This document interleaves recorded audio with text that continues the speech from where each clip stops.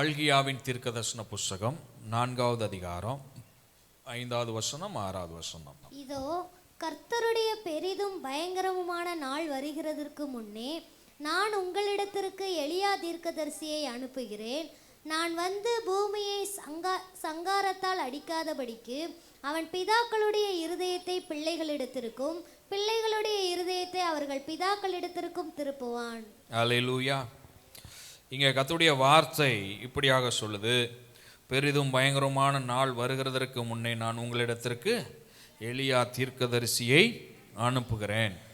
நான் வந்து பூமியை சங்காரத்தால் அடிக்காதபடிக்கு அவன் பிதாக்களுடைய இருதயங்களை பிள்ளைகளிடத்திற்கும் பிள்ளைகளுடைய இருதயத்தை அவர்கள் பிதாக்களிடத்திற்கும் திருப்புவான். இங்கே எலியா தீர்க்கதரிசியினுடைய அந்த ஆவியினுடைய நிலைமையை குறித்து வேதம் நமக்கு காண்பித்து கொடுக்கிறது. நம்ம சில காரியங்களை இன்னைக்கு தியானிக்கிறது. என்ன தலைப்பில் தியானிக்க போகிறோம் அப்படின்னா, த ஸ்பிரிட் ஆஃப் எலைஜா, எலியாவின் ஆவி அப்படிங்கிற தலைப்பில் நம்ம இன்னைக்கு தியானிக்க போகிறோம்.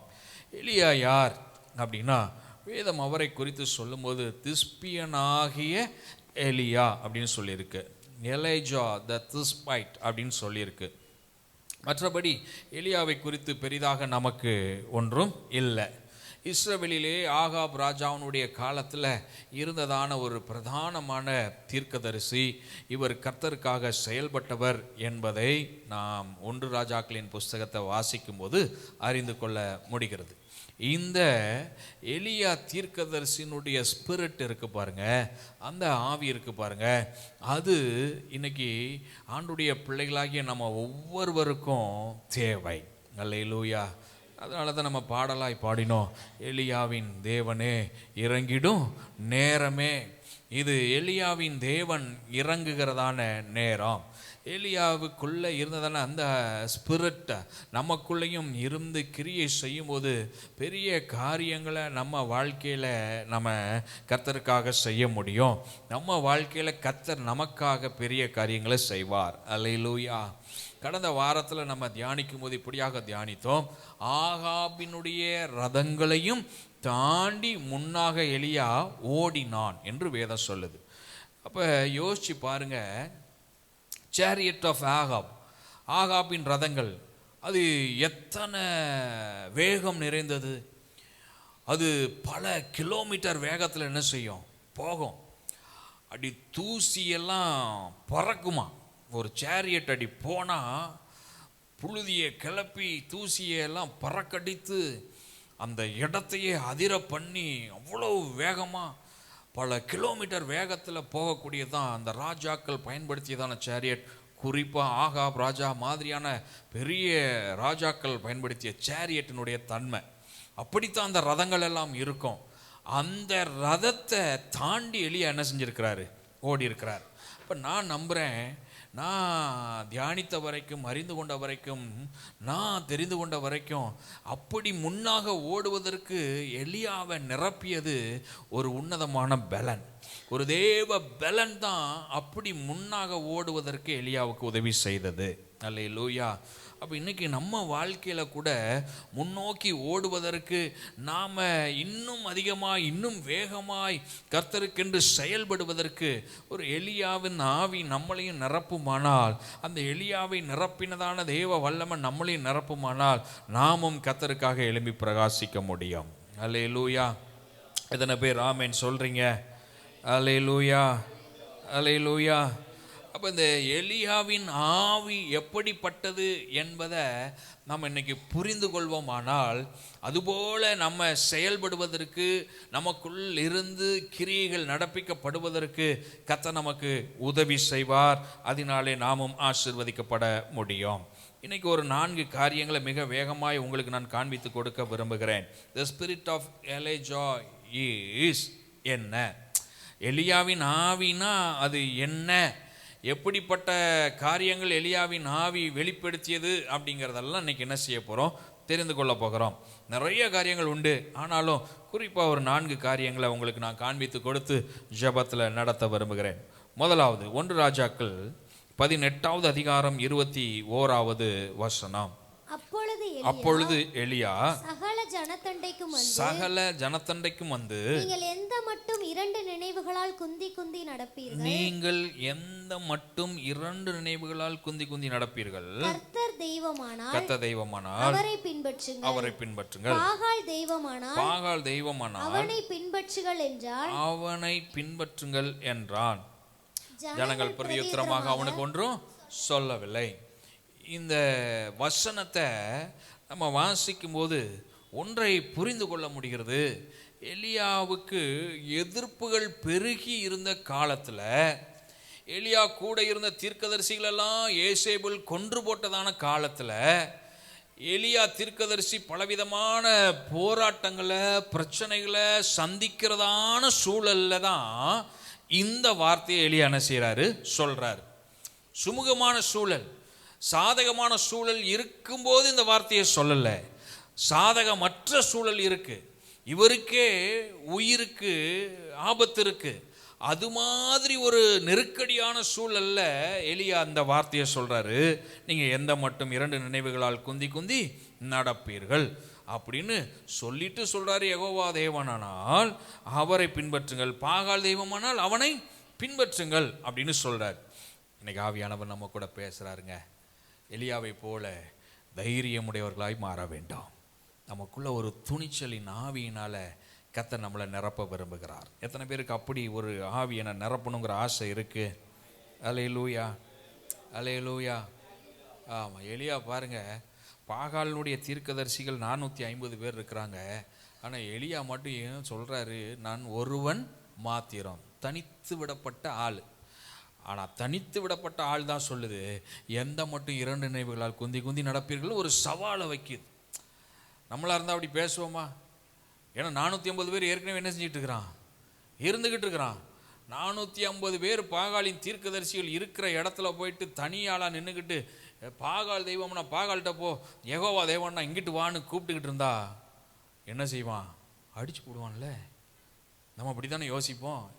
450 பேரும் சேர்ந்து பட்டயத்தை எடுத்து வெட்டி போட்டா என்ன பண்றது, அப்படிலாம் யோசிப்போம்.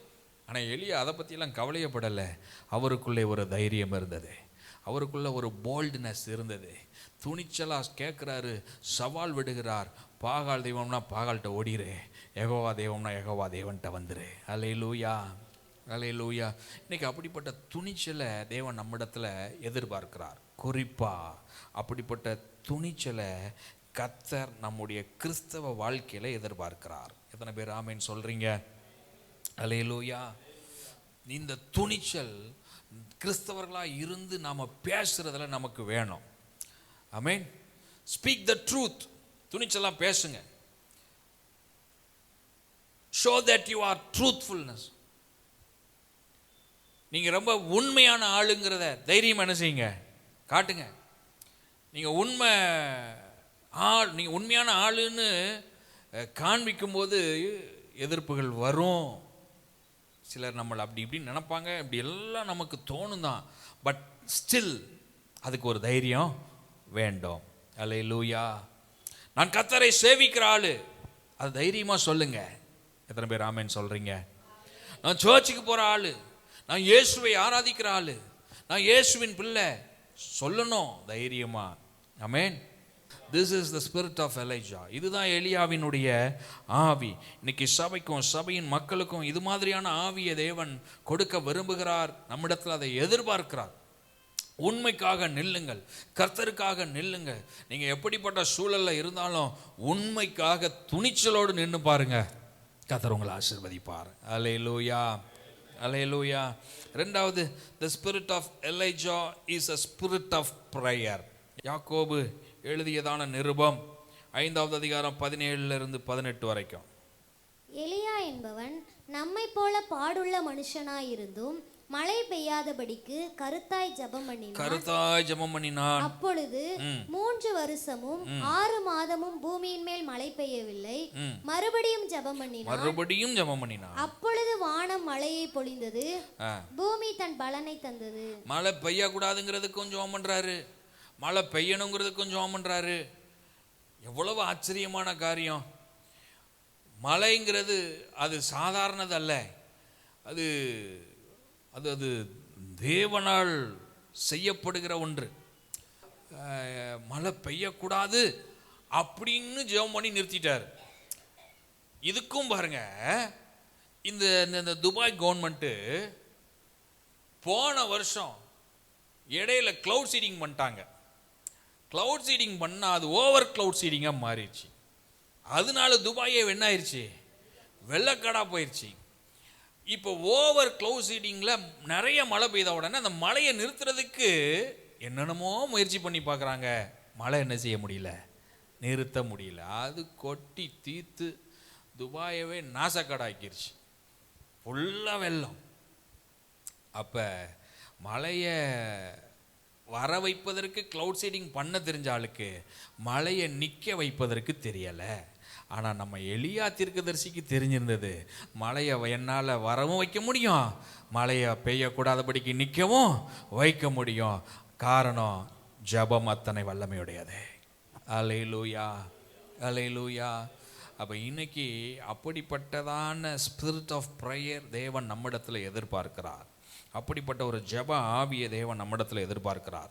நீங்களும் நானும் ஜெபித்தா மழை பெய்யாமல் நிற்கும், நீங்களும் நானும் ஜெபித்தா மழை பெய்யும். எத்தனை பேர் ஆமேன் சொல்கிறீங்க? அல்லேலூயா, அல்லேலூயா. ஆமாம், இதை நான் என்னுடைய அனுபவத்தில் எக்ஸ்பீரியன்ஸ் பண்ணியிருக்கிறேன். ஒரு பொழுது மழை பெய்யக்கூடாதுன்னு சொல்லி ஜோமனி ஒரு ஊழியத்துக்காக கிளம்புறேன். ஜோம் பண்ணேன், ஆண்டவரே இன்னைக்கு இந்த ஊழியம் முடித்து வர்ற வரைக்கும் என்ன செய்யக்கூடாது, மழை பெய்யக்கூடாது. வந்து வீட்டுக்குள்ளே நுழைஞ்சதுக்கப்புறம் மழை பெய்யணும். ஜெபத்தை பார்த்தீங்களா? ஊழியத்துக்கு போயிட்டு வர வரைக்கும் மழை பெய்யக்கூடாது, அதோடு நிறுத்தியிருந்துக்கலாம். ஆனால் நான் சொன்னது என்னென்னா, வந்து வீட்டுக்குள்ளே நுழைஞ்சதுக்கப்புறம் வேணும் மழை. இதுதான் ஜெபம். ஆச்சரியமாக இருந்ததுங்க. தேவன் அந்த ஜெபத்தை கேட்டு ஊழியம் முடித்து வர்ற வரைக்கும் மழை பெய்யவே இல்லை. ஆனால் ஊழியம் முடித்து வந்து கேட்டெல்லாம் லாக் போட்டு அப்படி திரும்பினா அடித்து ஊற்றுனது மழை, சரியான மழை, விடிய விடிய மழை. அப்போ தான் ஆண்டவருக்கு அதிகமாக நன்றி சொன்னேன். ஜெபத்தை தேவன் கேட்டு எத்தனை அதிகமாய் நன்மை செய்கிறார். ஜெபத்திற்கு அவ்வளோ வல்லமை உண்டு. நீங்களும் நானும் ஜெபித்தோம்னா அந்த ஜெபத்தை நிச்சயம் கர்த்தர் கேட்பார், அதுக்கு வல்லமை உண்டு. அல்லேலூயா. அப்போ இந்த எலியாவினுடைய ஆவி அது ஜெப ஆவி. அப்படிப்பட்ட ஜெப ஆவியை தேவன் நம்மிடத்தில் எதிர்பார்க்கிறார். அல்லேலூயா. நம்ம வாழ்க்கை முழுசும் ஜெபத்தினால நிரம்பணும். ஒவ்வொரு நாளும் ஜெபிக்கணும், அதிகமாக ஜெபிக்கணும். இன்னும் எவ்வளவு நேரம் ஜெபிக்க ஒதுக்க முடியுமோ ஒதுக்கி ஜெபம் பண்ணுங்க. வேலைக்கு போகிறவங்க வேலைக்கு போகிற ஸ்தலம் அங்கே ஏதாவது உங்களுக்கு நேரம் கிடைச்சா கூட அப்பயும் என்ன செய்யுங்க, ஜெபம் பண்ணுங்க. வேலையை முடிச்சுட்டு வந்தீங்கன்னா ஜெபம் பண்ணுங்க. இப்படி நேரத்தை சூஸ் பண்ணி ஜெபம் பண்ணுங்க. நீங்கள் ஒரு வேளை வீட்டில் இருக்கிற ஆளாக இருந்தீங்கன்னா உங்கள் நேரத்தை ஃபுல்லாக ஜெபத்தில் என்ன செய்யுங்க, செலவிடுங்கள். ஜெபியுங்கள், ஜெபியுங்கள், ஜெபியுங்கள். ஜெப ஆவியினால் நிரப்பப்படுங்கள். அல்லேலூயா. 4வது பாருங்க, 1 ராஜாக்கள் 18வது அதிகாரம் 30வது வசனம். அப்பொழுது எலியா சகல ஜனங்களையும் நோக்கி என் கிட்டே வாருங்கள் என்றான். சகல ஜனங்களும் அவன் கிட்ட வந்தபோது தகர்க்கப்பட்ட கர்த்தருடைய பலிபீடத்தை அவன் செப்பனிட்டு, போதும், தகர்க்கப்பட்டு கிடந்த பலிபீடத்தை இப்ப மீண்டும் அவர் புதுப்பிக்கிறார், செப்பனிக்கிறார். The spirit of Elijah is a spirit of restoration. எலியாவின் ஆவி அது மறுசீரமைப்பின் ஆவி. எலியாவின் ஆவி அது புதுப்பிக்கிற ஆவி. உடைந்து போன தகர்க்கப்பட்டு கிடந்ததான பலிபீடத்தை எலியாவின் ஆவி அது மறுசீரமைப்பு படுத்தியது. Restored the altars of God. தேவனுடைய பலிபீடங்களை மீண்டும் செப்பனிட்ட ஆவி அது எலியாவினுடைய ஆவி. இன்னைக்கு இந்த ஆவியை தேவன் நம்மிடத்தில் எதிர்பார்க்கிறார். சிலருக்கு பாருங்க, உடைக்கிறதே வேலையாக இருக்கும். ஆமாம், உடைக்கிறதே வேலையாக இருக்கும். இல்லை, கட்டணும், கன்ஸ்ட்ரக்ட் பண்ணணும், புதுப்பிக்கணும், ரீஸ்டோர் பண்ணணும். ரெஸ்டோரேஷன், மறுசீரமைப்பு பண்ணுகிறவர்களாகவே நீங்களும் நானும் இருக்க வேண்டும் என்பது தேவனுடைய விருப்பம். அல்லேலூயா. எத்தனை பேர் ஆமென் சொல்கிறீங்க? அல்லேலூயா. நம்முடைய பர்சனல் லைஃப் மறுசீரமைப்பு பண்ணுங்க. நம்முடைய ஃபேமிலி லைஃப் மறுசீரமைப்பு பண்ணுங்க. நம்மளுடைய எல்லா நிலையிலையும் மறுசீரமைப்பு ரெஸ்டோர் பண்ணுங்க. அல்லேலூயா, அல்லேலூயா. நல்ல சத்தம் அல்லேலூயா சொல்லுங்க. தேவனோடு நமக்கு ஒரு மறுசீரமைப்பு உண்டாகட்டும். repent, reconcile with God. தேவனிடத்தில் போய் ஆண்டவரே நான் செய்த தவறுன்னு மன்னிப்பு கேட்டு ஒப்புரவாகி ஒரு மறுசீரமைப்பு பண்ணுகிற நிலைமை வேணும். நம்மளை ரீகன்சைல் பண்ணணும், ஒப்புரவாக்கணும். ஆண்டவரே என்னை மன்னிச்சிருங்கன்னு என்ன செய்யணும்? ஒப்புரவாகணும். அப்புறம் நம்மளுடைய இந்த உலகத்தில் நம்ம வாழ்கிற வாழ்க்கையில் இந்த ரெஸ்டோரேஷன் தேவை. நிறைய நேரங்களில் நிறைய இடங்களில் நம்ம சில காரியங்களை உடைச்சிருப்போம், இருதயத்தில் உடைப்பு ஏற்படுத்தியிருப்போம். அந்த மாதிரி இடங்களெல்லாம் தேடி பார்த்து நம்ம அங்கே என்ன செய்ய வேண்டியிருக்கு? திருப்பியும் மறுசீரமைப்பு பண்ண வேண்டியது இருக்கு. குடும்பங்களில் உடைப்பு ஏற்பட்டிருக்கும், சில பிரச்சனைகள் வந்திருக்கும். அந்த இடங்களில் மறுசீரமைப்பு என்ன செய்ய வேண்டியிருக்கு?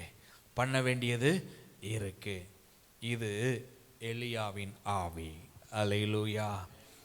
ரீஸ்டோர் பண்ணுறது, மறுசீரமைப்பு பண்ணுவது, அது எலியா தீர்க்கதரிசியினுடைய ஆவி.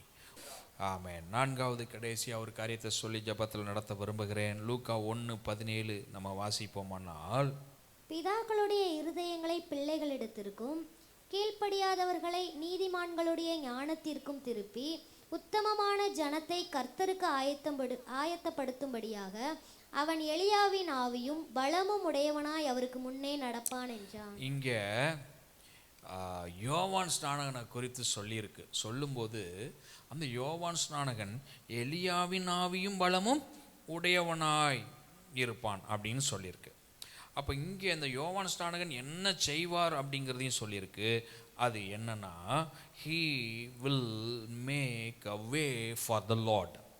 ஸோ அப்போ இதுலேருந்து நம்ம புரிந்து கொள்வது என்னன்னா, the spirit of Elijah prepares the way for the Lord. தேவனுக்கென்று வழியை ஆயத்தப்படுத்துவது தான் எலியாவின் ஆவி. அல்லேலூயா, அல்லேலூயா. It is a call to repentance, holiness and readiness. Amen. அது நம்ம மனம் திரும்புவதற்கான அழைப்பு, அது நம்மளுடைய பரிசுத்தத்திற்கான அழைப்பு, அது நம்முடைய ஆயத்தத்திற்கான அழைப்பு. அல்லேலூயா. வழியை ஆயத்தப்படுத்துகிறவர்களாக இருக்க வேண்டாம். ஆமென். அதுதான் எலியாவின் ஆவி. எலியாவினுடைய ஆவி அப்படித்தான் இருக்கும். கர்த்தருக்கு வழியை ஆயத்தப்படுத்துவது, ஜனங்களை கர்த்தருக்காக ஆயத்தப்படுத்துவது, கர்த்தருக்கு நேராய் ஜனங்களை நடத்துவது. இந்த எலியாவின் ஆவி நம்ம ஒவ்வொருவரையும் நிரப்ப வேண்டும். எத்தனை பேர் ஆமேன் சொல்றீங்க? அல்லேலூயா. இப்படிப்பட்ட ஆவியினால் நீங்களும் நானும் நிரப்பப்படும் போது நாமும் கர்த்தருக்காக வழியை ஆயத்தப்படுத்துவர்களாக இருப்போம். நம்ம வாழ்க்கையும் ஆசீர்வாதமாக இருக்கும்.